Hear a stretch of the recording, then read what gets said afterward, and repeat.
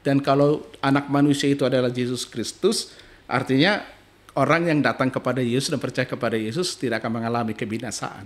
Jadi kalau bicara tentang bagaimana kita orang yang berduka pada minggu ini melihat nats ini, kita boleh berangkat dalam pengertian kita, ternyata hidup kita di dunia ini ada batasnya dan hanya sementara, tapi kehidupan kita harus percaya, kehidupan kita setelah kita meninggalkan dunia ini, ada kehidupan baru di dalam kerajaan yang kekal. Artinya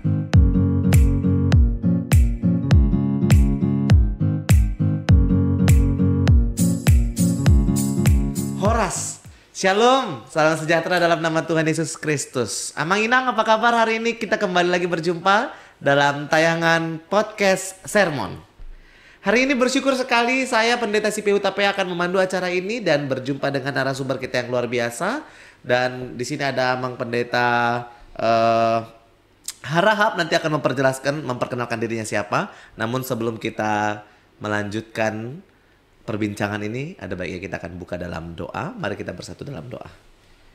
Terima kasih ya Allah untuk berkat yang Kau berikan kepada kami. Bapa yang baik, hari ini kami bersama-sama untuk membahas firman Tuhan yang akan dikhotbahkan pada hari Minggu ini. Bapak berkati narasumber secara khusus, biarlah dia boleh memberikan pengajaran, pemahaman yang baik bagi kami dan kami semua para pendengarnya juga boleh terberkati. Berkati acara ini Tuhan, terpuji termuliakan namamu. Dalam nama Yesus Kristus kami berdoa dan bersyukur. Amin. Baik, oke. Amang Inang sekalian, hari ini kita pada minggu ke-26 setelah Trinitatis atau minggu ujung tahun Parhuriaun. Dengan topik minggu, Rodi saliling-liling nado pamaretaun dohot harajaun ni debata. Kekuasaan dan kerajaan Allah tidak akan lenyap. Sebelum saya akan bacakan teks, kita mau memperkenalkan dulu narasumber kita yang luar biasa. Ada Amang Pendeta Freddy Harahap. Silakan Amang Pendeta, perkenalkan dirinya Amang. Shalom Amang Inang, saya perkenalkan diri saya Pendeta Freddy Harahap yang melayani di HKBP Resort Kupang, Distrik 20 Batam. Horas, ya. Demikian perkenalan dari Amang Pendeta Freddy Harahap. Kita akan lanjut saja. Saya akan bacakan teks. Izin Amang Pendeta, saya akan bacakan teks kita yang diambil dari Daniel. Benar Amang ya? Ya. Daniel 7 ayat 9 sampai 14. Amang Inang boleh juga buka Alkitabnya masing-masing. Saya akan bacakan bagi kita sekalian. Beginilah firman Tuhan, Daniel 7 ayat 9 sampai 14. Sementara aku terus melihat tahta-tahta diletakkan, lalu duduklah yang lanjut usianya. Pakaiannya putih seperti salju dan rambutnya bersih seperti bulu domba. Kursinya dari nyala api dengan roda-rodanya dari api yang berkobar-kobar. Suatu sungai api timbul dan mengalir dari hadapannya. 1000 kali beribu-ribu melayani dia dan selaksa kali berlaksa-laksa berdiri di hadapannya. Lalu duduklah majelis pengadilan dan dibukalah kitab-kitab. Aku terus melihatnya karena perkataan sombong yang diucapkan tanduk itu. Aku terus melihatnya sampai binatang itu dibunuh, tubuhnya dibinasakan dan diserahkan ke dalam api yang membakar. Juga kekuasaan binatang-binatang yang lain dicabut dan jangka hidup mereka ditentukan sampai pada waktu dan saatnya. Aku terus melihat dalam penglihatan malam itu, tampak datang dengan awan-awan dari langit seorang seperti anak manusia. Datanglah ia kepada yang lanjut usianya dan ia dibawa ke hadapannya. Lalu diberikan kepadanya kekuasaan dan kemuliaan dan kekuasaan sebagai raja. Maka orang-orang dari segala bangsa, suku bangsa dan bahasa mengabdi kepadanya. Kekuasaannya ialah kekuasaan yang kekal, yang tidak akan lenyap, dan yang kerajaannya ialah kerajaan yang tidak akan musnah. Demikian firman Tuhan. Amang Pendeta, kita ngobrol-ngobrol buat firman Tuhan ini lebih santai ya. Gimana mau santai ya? Soalnya firman Tuhan ini kayaknya banyak sekali nih simbol-simbol dan sebagainya. Baik Amang Pendeta, yang paling awal sekali supaya kita boleh masuk ke dalam firman Tuhan ini. Abang Pendeta mungkin boleh kasih apa sih latar belakang dari firman Tuhan ini yang mau dijelaskan dari firman Tuhan ini. Silakan Abang Pendeta. Oke, terima kasih. Yang pertama, ini ditulis oleh Nabi Daniel ketika pada waktu itu ada kejadian yang luar biasa di pembuangan Babelonia, di mana Raja Nebukadnezar meninggal dunia yang digantikan oleh Raja Belsasar. Dan ketika itu menjadi suatu sejarah yang sangat luar biasa untuk bangsa Israel, karena kalau bangsa yang begitu besar Babylon punya raja yang begitu besar juga bisa berakhir, tentu ada juga satu kepastian, pasti ada raja yang kekal untuk selama-lamanya. Tidak beberapa lama dari meninggalnya Raja Nebukadnezar dan ketika ada Raja Belsasar, ini juga menjadi kesempatan buat Daniel karena dia memang terkenal sebagai orang yang bisa menafsir mimpi. Dia juga sering menafsir mimpinya Raja Nebukadnezar, walaupun mimpi Nebukadnezar itu pada awalnya hanya untuk kepentingan politik di negara itu atau di bangsa itu. Jadi Daniel tampil ketika dia tidur siang, dia punya penglihatan atau wahyu yang dimana dia melihat kuasa Tuhan, dan kita juga banyak menemukan simbol-simbol di nats ini. Tapi kita akan coba nanti menerangkan satu persatu simbol itu. Dan sama seperti kalau kita bandingkan seperti Yusuf di kerajaan Firaun, sama seperti Daniel juga dalam nats ini. Demikian latar belakangnya. Baik Abang Pendeta, kalau latar belakang sendiri kita sudah dijelaskan, ada beberapa simbol dan nanti Mamang Pendeta janji akan menjelaskannya. Tapi boleh nggak Amang secara sederhana langsung kasih kita penjelasan bahwa apa sih yang mau dijelaskan dari firman Tuhan ini, Amang? Silahkan Abang Pendeta. Terima kasih. Tentu sebagai orang yang dijajah di dalam sesuatu bangsa Babelonia, kita boleh rasakan satu hal yang mereka inginkan adalah kebebasan. Dan mereka belum menemukan kebebasan itu, dan boleh dikatakan kebebasan itu hanya sebagai pengharapan untuk kedepannya. Dengan tampilnya apa yang ditampilkan oleh Nabi Daniel ini, untuk menunjukkan bahwa kerajaan-kerajaan di dunia ini semua akan berlalu, sebagaimanapun mereka rasakan, walaupun itu dalam keadaan kekejian, kejam, sadis, dan segala macam, itu semua akan berakhir. Dan pada akhirnya akan sampai kepada suatu kekuasaan yang kekal untuk selama-lamanya. Baik, Abang Pendeta, tadi sudah menjelaskan tentang latar belakang ya dari teks ini sendiri. Ada banyak simbol-simbol yang dia kasih tahu dan janji Abang Pendeta akan dijelaskan. Tapi sekarang bolehlah Amang kasih tahu apa sih sebenarnya yang mau dijelaskan dari firman Tuhan ini secara sederhana bagi kita. Silakan Abang Pendeta. Terima kasih. Nabi Daniel mau menerangkan di situasi bangsa Israel dalam pembuangan Babelonia pasti menginginkan suatu kemerdekaan atau kebebasan. Bagaimanapun dasarnya penderitaan, ketakutan yang mereka hadapi sebagai orang yang terjajah, pasti menginginkan suatu suasana baru tentang keadaan kerajaan yang penuh sukacita dan berkat dalam kehidupan mereka. Sehingga dengan apa yang dipaparkan oleh Nabi Daniel pada saat ini, sebenarnya hanya memberikan suatu pengharapan yang luar biasa untuk bangsa itu, bahwa segala sesuatu di bumi ini, sehebat-hebatnya kerajaan apapun, akan berakhir, dan ujungnya harus jadi kepada kerajaan yang kekal, di mana kerajaan Allah dinyatakan. Terima kasih. Iya, Amang Pendeta, terima kasih untuk penjelasannya tentang bagaimana berbicara orang-orang yang dalam apa tadi penindasan dan sebagainya gitu kan. Tentu ini adalah hal yang luar biasa yang mau kita lihat. Lalu Amang Pendeta, kalau ini dihubungkan dengan topik minggu kita gitu, apa yang mau dijelaskan, lalu apa sih yang dia relate yang dengan kehidupan kita saat inilah, seperti itu Amang untuk penjelasannya.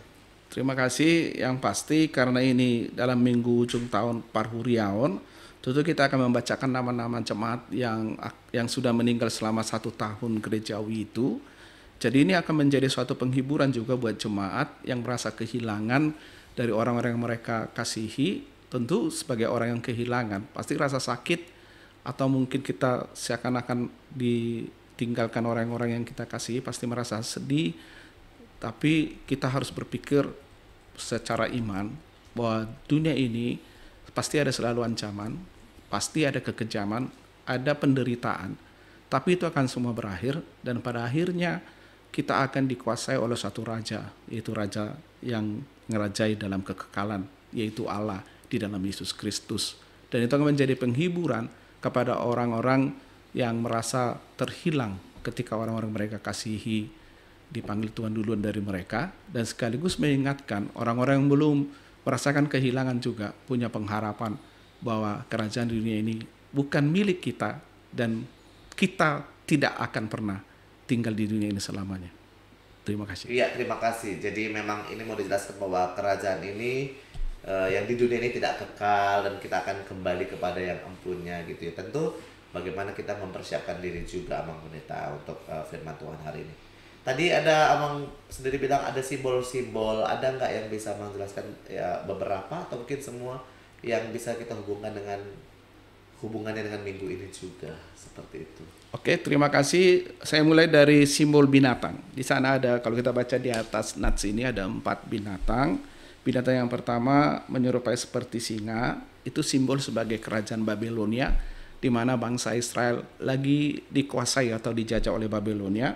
Simbol binatang yang kedua seperti beruang, itu juga simbol kerajaan Media. Setelah Babilonia ada kerajaan Media.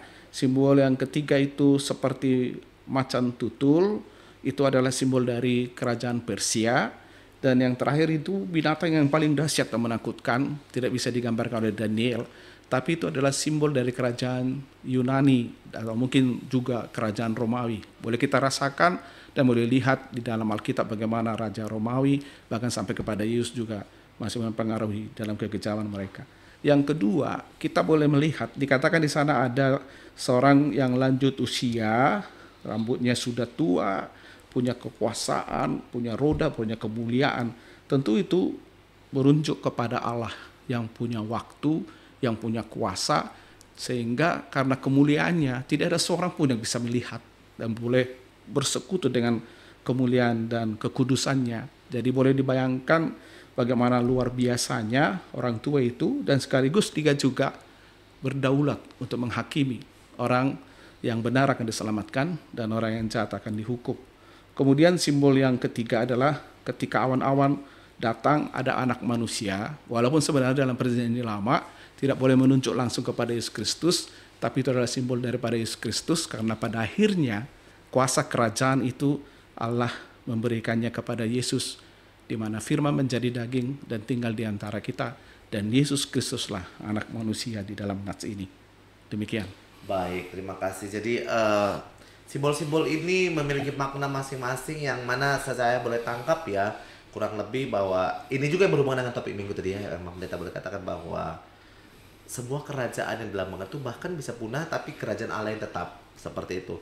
Mang Pendeta, ada statement bahwa semua bangsa dan suku akan melayaninya kan, seperti itu kan. Apa implikasinya dari untuk kehidupan kita saat ini? Apakah kita dipanggil demikian juga, seperti itu?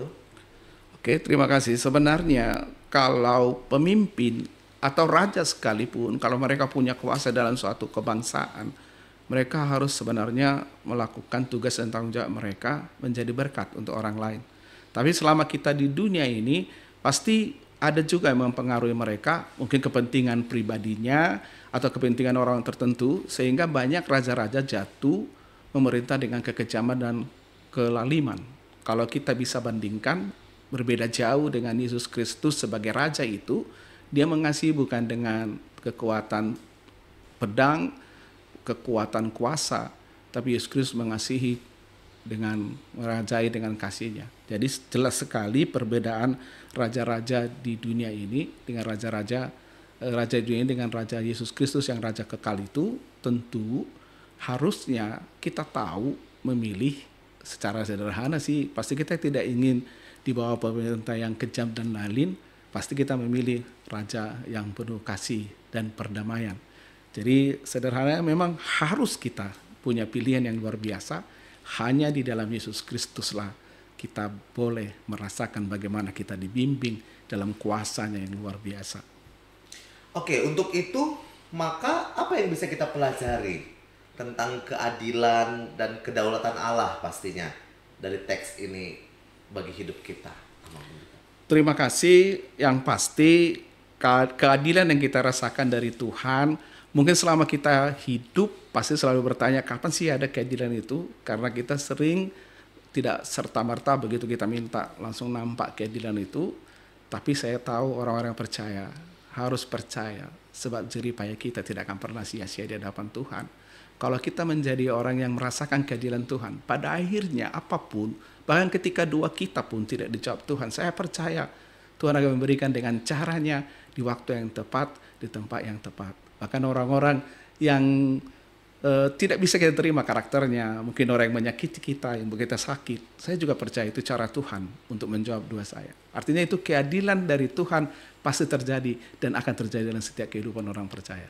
Dan boleh saya katakan, selama kita di dunia ini, kita harus mengejar keadilan. Tapi keadilan dalam Tuhan, perdamaian dalam Tuhan. Di luar itu, kita tidak akan merasakan kebahagiaan.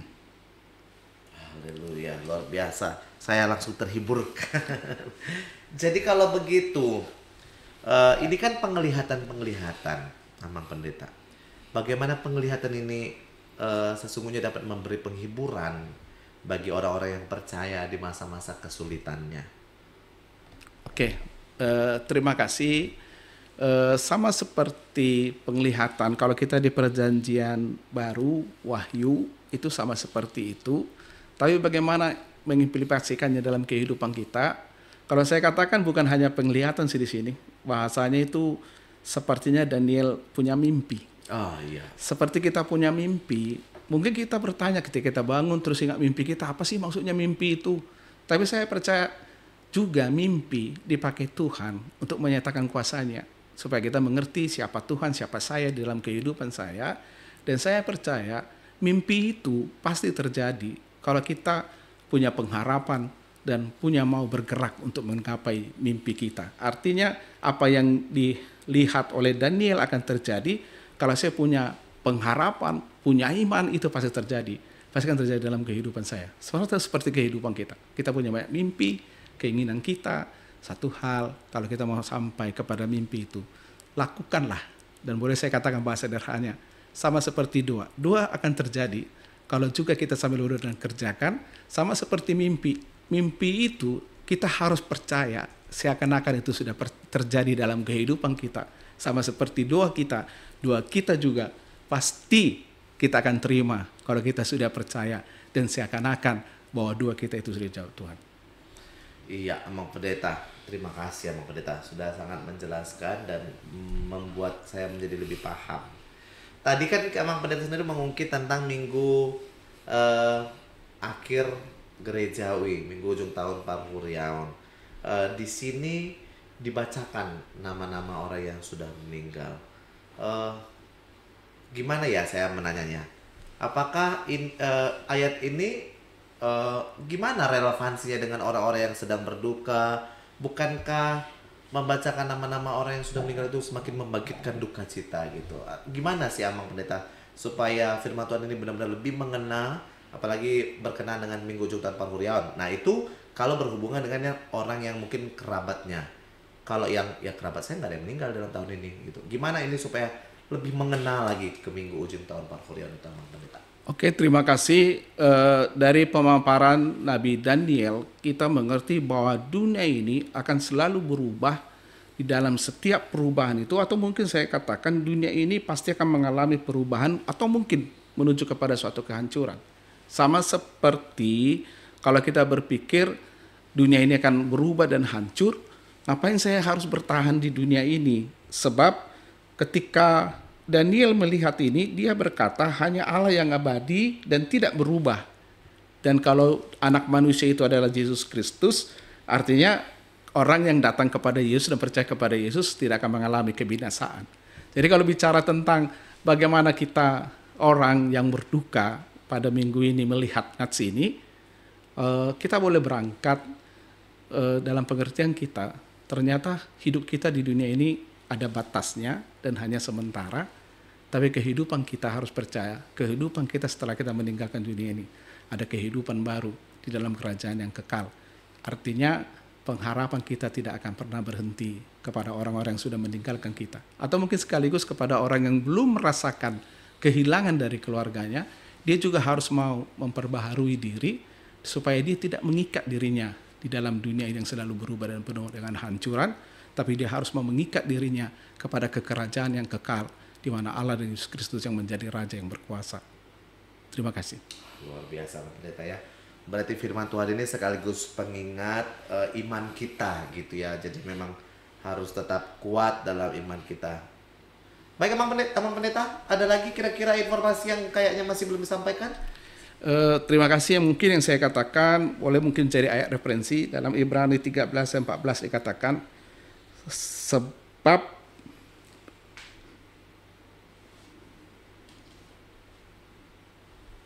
saya baca dari nats aja biar pas, nanti salah bisa salah, nanti saya baca jadi salah pengertiannya. Iya. Ibrani 13 ayat 14. Saya akan bacakan buat kita semua. Sebab di sini kita tidak mempunyai tempat tinggal yang tetap. Kita mencari kota yang akan tetap. Jelas sekali, dunia ini, kota ini bukan tempat kita untuk tinggal, tapi kita menantikan kota yang kita kekal, yang kita akan datangi pada waktunya nanti. Saya kira itu menjadi suatu penghiburan bagi orang yang merasa kehilangan orang-orang yang dikasih dalam tahun ini, dan sekaligus penguatan kepada orang-orang yang belum merasakan kehilangan pada tahun ini.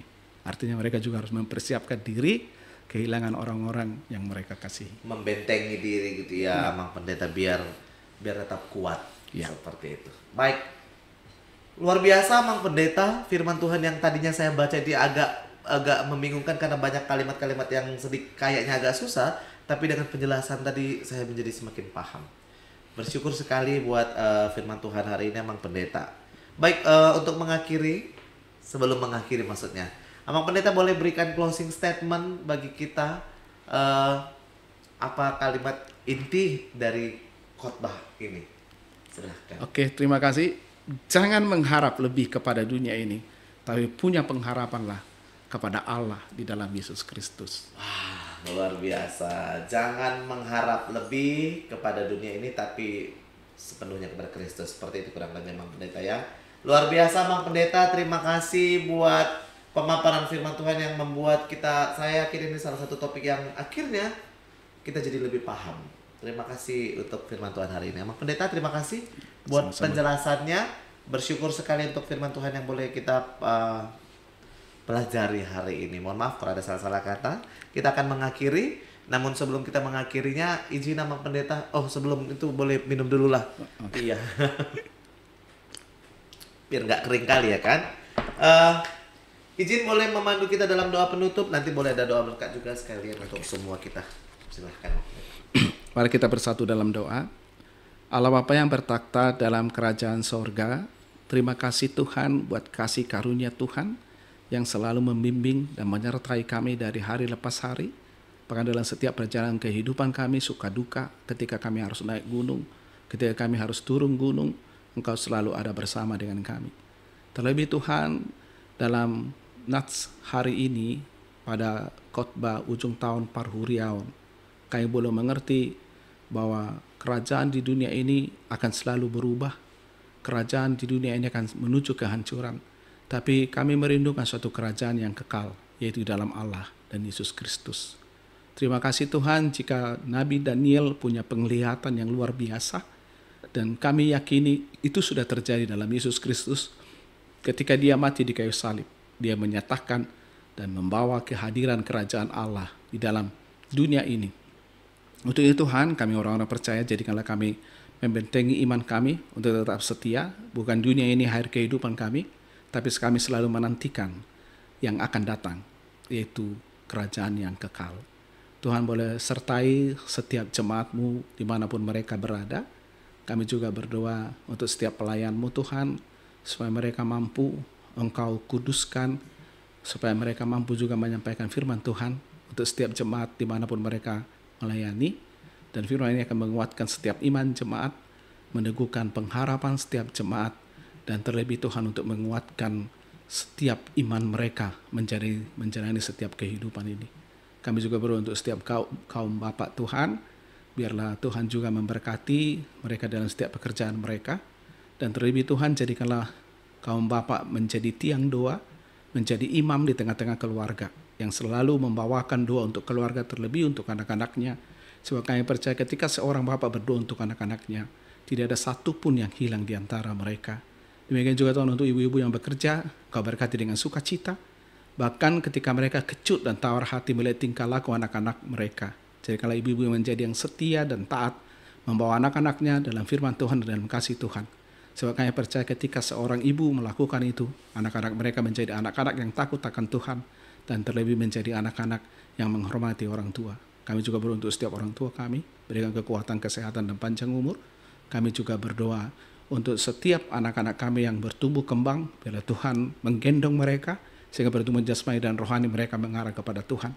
Dan demikian juga Tuhan, anak kami yang belajar, berikan kepintaran, kecerdasan, buat mencari kerja, berikan pekerjaan, yang mencari jodoh, berikan jodoh Tuhan, bahkan keluarga yang belum dapat berkat anak Tuhan, kasihani mereka, dengar doa mereka, obat yang mereka pakai, Engkau boleh berkati Tuhan, supaya semakin sempurna sukacita dalam setiap keluarga mereka. Kami juga berdoa untuk setiap jemaatmu yang sudah duda dan janda. Engkau tahu Tuhan, Engkau boleh beserta mereka dalam setiap pikiran dan pengharapan mereka. Bahkan ketika tangan mereka bekerja, yang dua itu Engkau berkati tanganmu dua lagi, supaya 4 tangan yang bekerja untuk setiap keluarga mereka. Kami juga berdoa untuk setiap jemaatmu yang sakit, Engkau boleh berkati makanan dan minuman, obat-obat yang mereka pakai, tangan-tangan para medis, bahkan alat-alat yang mereka pakai sebagai perantara penyembuhan daripada Tuhan. Terpujilah Engkau Tuhan, kekal untuk selama-lamanya. Engkau berkati kami, Engkau pakai kami di tempat, kapanpun, dan dimanapun, supaya kami menjadi terang dan garam.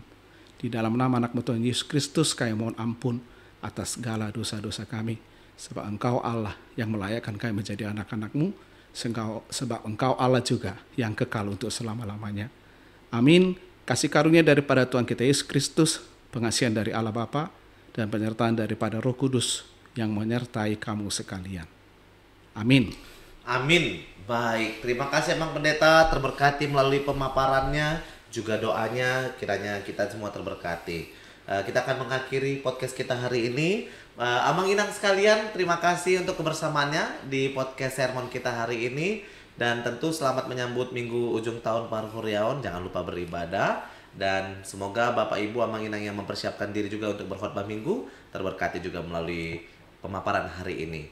Terima kasih untuk kebersamaan kita. Mohon maaf untuk salah-salah ucap, salah-salah kata. Tetap saksikan channel YouTube HKBP Distrik 20 Kepulauan Riau. Akhir kata, saya Pendeta Sipi Hutapea dan narasumber kita, Saya Pendeta Freddy Harahap. kami pamit undur diri. Terima kasih. Tuhan Yesus memberkati. Horas. Horas.